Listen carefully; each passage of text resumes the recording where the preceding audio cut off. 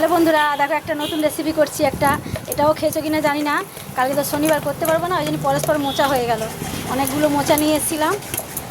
দেখেন মোচাটাকে সেদ্ধ করে না, আমি কিন্তু এই দেখেন পুরো দেখেছেন কীরকম করে নিয়েছি পুরো। এতে কিন্তু কিছু দিনই সব মোচায় শুধু মোচা আছে। এবার আমি কী ব্যবহার করবো দেখুন, এটা মুসুরির ডাল।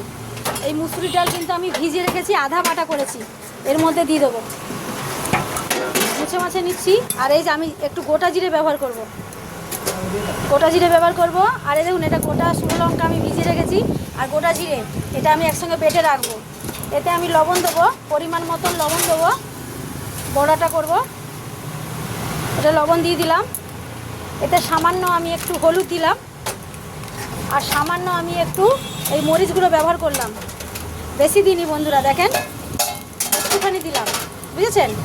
আর কিন্তু আমি কিছু দেবো না। আর এই দেখুন একটু কালো জিরে এটা ব্যবহার করলাম। আর কিন্তু বন্ধুরা কিছু নেবো না। এবার মাখিয়ে নিই, দিয়ে বড়া করছি, দেখাচ্ছি। জানেন বন্ধুরা, এই দেখেন এখানে কিন্তু এই খোসা বাটাটা করছি, কেন অনেক টাইম নেই, এটা আমার তো বড়া করতে হবে। চলুন দেখাচ্ছি। ওইদিকে আমি বড়াটা ভেজে নিচ্ছি। এই দেখেন, দেখেছেন?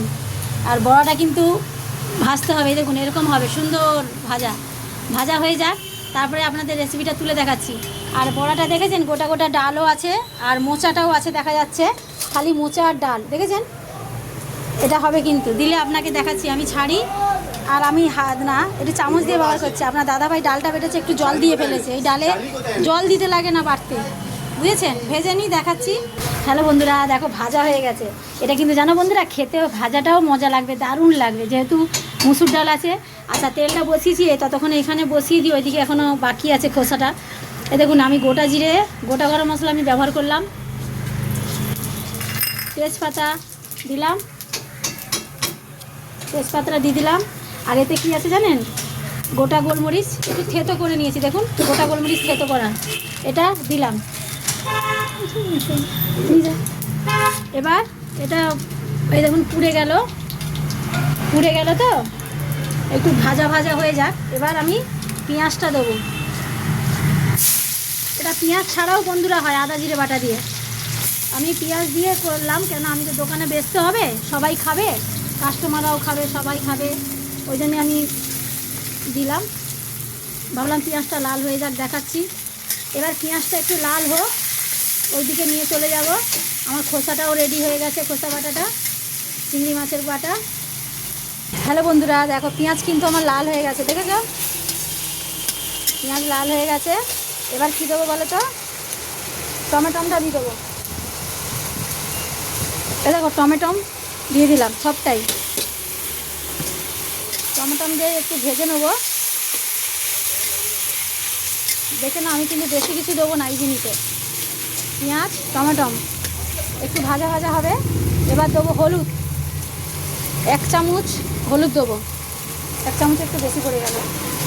একটু লাল লঙ্কা দেবো, লাল লঙ্কা। আর এই সেই জিরেটা বেটে রেখেছিলাম না, গোটা জিরে আর লঙ্কা যে দেখালাম গোটা ওইটা বেটে রেখেছি, দেখুন দিয়ে দিলাম। ওইটা একটু দিয়ে দিলাম, দিয়ে এটা বেশ করে আমি কষাবো। আর কিছু কিন্তু বন্ধুরা দেবো না, দেখো দেখতে থাকো।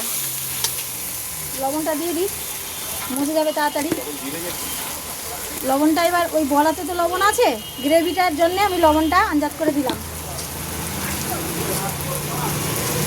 এবার একটু কষিয়ে নিই, তারপরে দেখাচ্ছি, দেখতে থাকুন। তাহলে বন্ধুরা দেখো তেলের ওপরে চলে এসছে, দেখেছো? এবার কিন্তু আমার মশলা কষানো রেডি হয়ে গেছে। এবার কী দেবো জানেন? এই দেখেন, এটা কিন্তু কী বলেন তো, এটা কিন্তু সবুজ লঙ্কা বলি, আর আমি তো উচ্চারণ করতে পারি না, ক্যাপসিকাম। এ দেখেন, দেখেছেন? এটা একটু দিলাম। আর কেন দিলাম বলুন তো? এটা তো এমনি গলে যাবে এক্ষুনি, এটা কাঁচা থাকবে, দেখার জন্য, খেতে ভালো টেস্টের জন্যে। আচ্ছা দেখুন, এবার কাঁচা লঙ্কাটা আমি ওপরে দিলাম, আর চিনিটা চামচকে ঢুকে হাতে, এই দেখুন এইটুকুনি চিনি দিলাম।